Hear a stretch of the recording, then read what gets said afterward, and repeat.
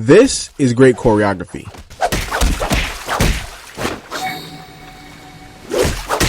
And this is great cinematography.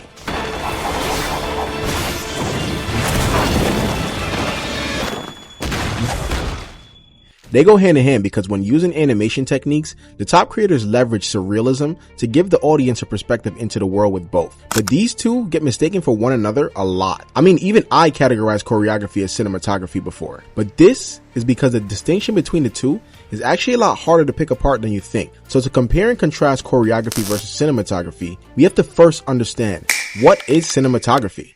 Cinematography in simple terms is when the creative directors use the art and science of motion picture photography to create visual storytelling aspects that shape the audience's experience. This typically included camera lenses, movement, lighting, framing, and even coloring. I mean, think about movies like Chronicles or Avengers, with the camera tilting, shakes, or pulls into focus. It makes you feel the world differently. Anime does the exact same thing, except it has no physical camera at all. Everything is drawn, but it still feels like cinematography. This Frieren scene is a great example of exactly what it is in animation. Take a look at how the camera is angled when looking at Frieren cast her spells. It's even moving and getting blurry as the wind intensity kicks up. Then on top of that, when it's panned to her face, the lighting dims and resurfaces as her hair and a giant spell being created swirls into the background. The cinematography doesn't even stop there, because this scene has all the elements. The coloring of this swirl was absolutely stunning, and it is so mesmerizing to look at because every second of the build-up increases the intensity of the camera movements, and it changes each angle to further grasp the true complexity of the spell. In live action, a director can pick up a steady cam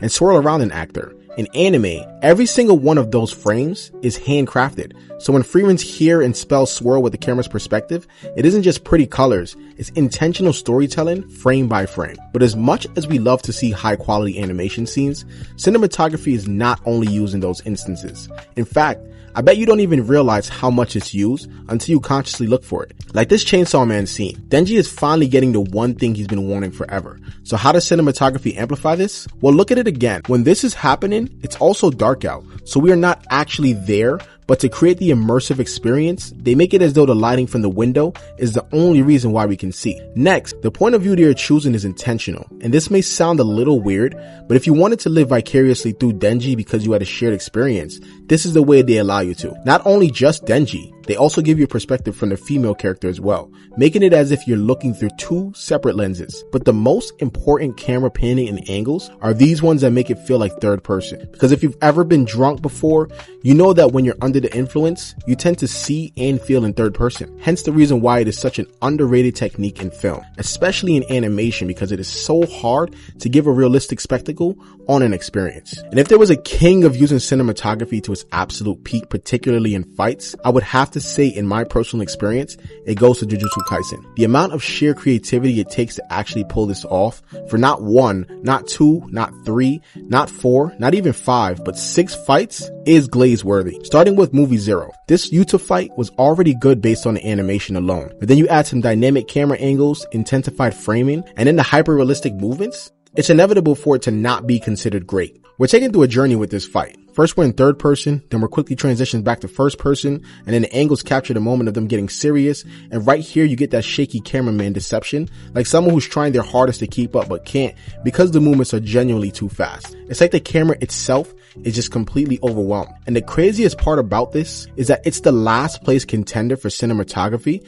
because the next ones just get 10 times more detailed. Like Gojo's 2-second domain, for instance. From the outside looking in, it looks like just an extremely blurred background with nothing really visible for the most part. But that is the point exactly. The cinematography here is not about showing everything, it's about showing absolutely nothing. By drowning us in blurs and distorted perspectives, the scene communicates how impossible it is to process what's happening. It puts the audience in the same position as disaster cursors who are disoriented and completely unable to keep up. And then the genius move is when the perspective cuts back to Gojo himself, everything stabilizes. Suddenly the camera is calm and steady, but that's because for him, this chaos is effortless. It's like a flex through framing and visual language. That's the power of cinematography. Because it doesn't show us what's happening, it actually immerses us into what it would be like to be in that moment. And what makes JJK stand out compared to, say, Demon Slayer is that it doesn't only chase beauty in animation, it chases that perspective. Demon Slayer would give you gorgeous colors and clean movements, but then JJK would throw you in the midst of the fights and let the camera itself struggle to keep up, which leads to the actual contrast now. And to do that, we have to know,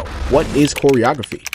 Now, if you watched the previous video on choreography versus animation, you probably remember me saying choreography makes you feel the scenes. And although that is still very true, I think cinematography played a larger role in that. Choreography is the movements of characters and sequences that create impactful moments. And although it uses a lot of camera angles and makes the scenes better, it is not always directly related to cinematography. Here's an example of a fight scene from Supercube that has excellent choreography with minimal cinematography.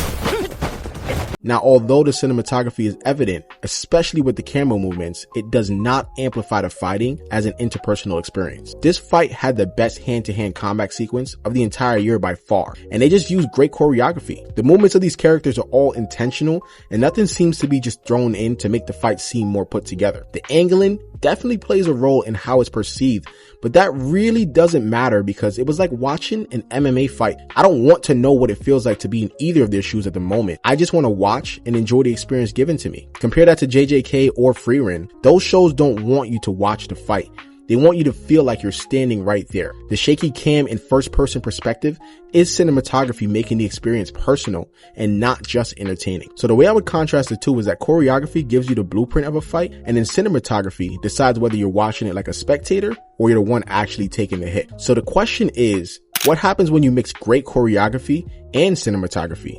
Well, you get every show I just named, but now it gets even better. Take Kakashi vs. Obito into account. When I first watched it, I thought this is by far one of the best choreography scenes in the show. And then to find the cinematography, I realized that it was not the only element in play here. You see the camera flipping, the parallels between past and present, and then pure hand-to-hand combat, and think the fight itself is what made it so good. But the entire setup around it needs more credit. This isn't just good movements, there's also actual storytelling behind it. So every hit, jump, flashback, split screen is part of the cinematography helping express choreography in a way to make you truly feel it. The flashbacks aren't just random nostalgia bait either. They're timed with the fight so that every punch literally has decades of history behind it. Cinematography is what's letting you see the ghosts of their past blending into the present. And then to double back, I want to revisit the Rin and Sei moment in Blue Lock. First, you're taken through the lens of Rin, then switch to Sei, and then we get an even more unique view of the ball in play. Then back to them, but if you notice, as you're watching, the camera changes almost every 2 seconds because that is how important every single move they do from that point is. And just to make the audience feel that and understand, they took us through the perspective of the crowd, the coaches and owners, and even the commentators just to give us a more surreal feeling. And all while this is happening, in real time, it has a slow motion effect.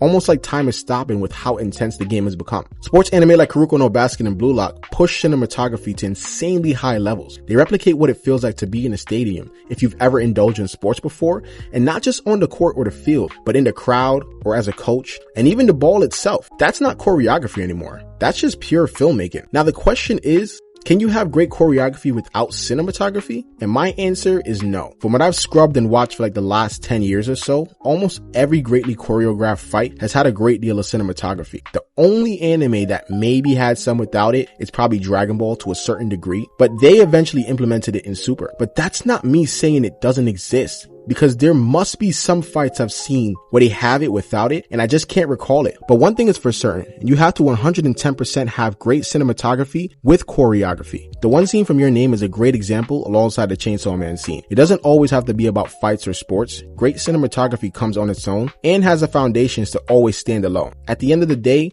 choreography is the language of movement, and then cinematography is the language of perspective. When anime does both, it pulls you into a story. And that's why some scenes stick with you forever, because for a moment, you felt like you actually lived them.